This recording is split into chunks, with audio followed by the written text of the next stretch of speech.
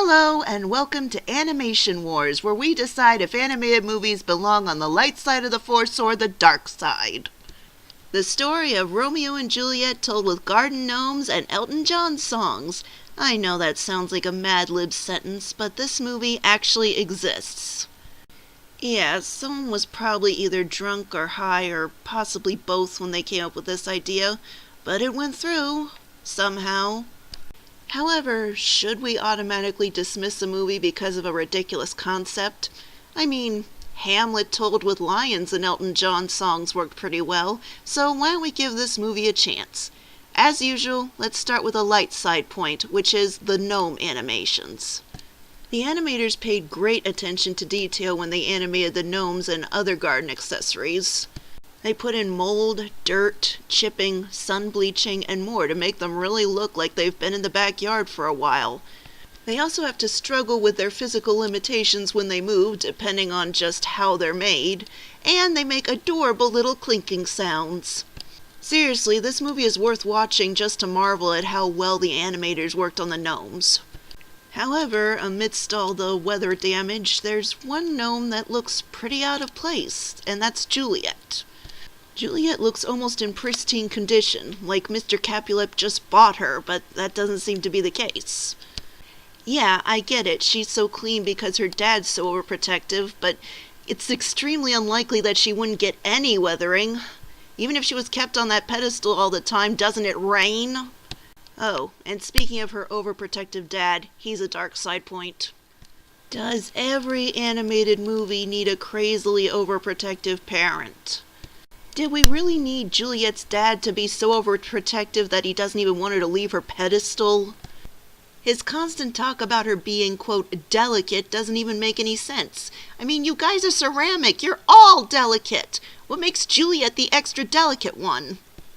Look, the overprotective parent trope can work.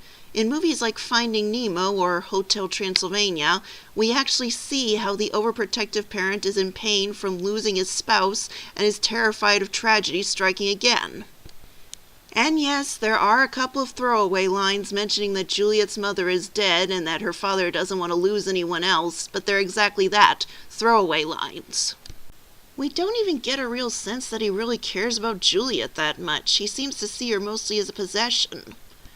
Again, in a good overprotective parent story, such as the ones I previously mentioned, we really see how the parent loves and cares about his child. Not here. So long as we're on the subject, how can garden gnomes have kids anyway? I'm probably overthinking it, so let's move on to our next light side point, Featherstone. While not a counterpart to anyone in the original play, this plastic flamingo is adorable. He's so friendly and innocent, and his backstory is actually kind of touching. Yeah, we don't usually think of how divorces affect plastic lawn decorations, but there you are.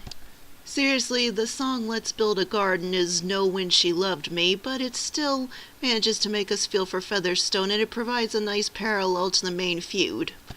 And speaking of the feud, you're probably wondering just how well this incredibly bizarre concept handles the source material, aren't you? Well, surprisingly, that's actually a light side point. No, the lovers don't die, but I don't think anyone was seriously expecting that. I mean, even if this weren't a kids' movie, would there have been any way for our lead characters to shatter into bits without it being awkward? Anyway, I admit that Romeo and Juliet is far from being my favorite Shakespeare play, but personal feelings aside, this movie does a good job paying homage not just to that play, but other Shakespeare works as well. There are a lot of little Easter eggs, and they get a little creative with some of the Shakespeare parallels, such as the Juliet's nurse character being a frog sprinkler. They even go meta at times. Doomed love, and that's the best kind.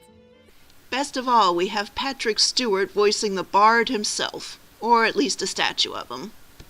While it may not be as sophisticated as the Shakespeare reference in, say, Gargoyles, it's still a way to get kids interested in Shakespeare.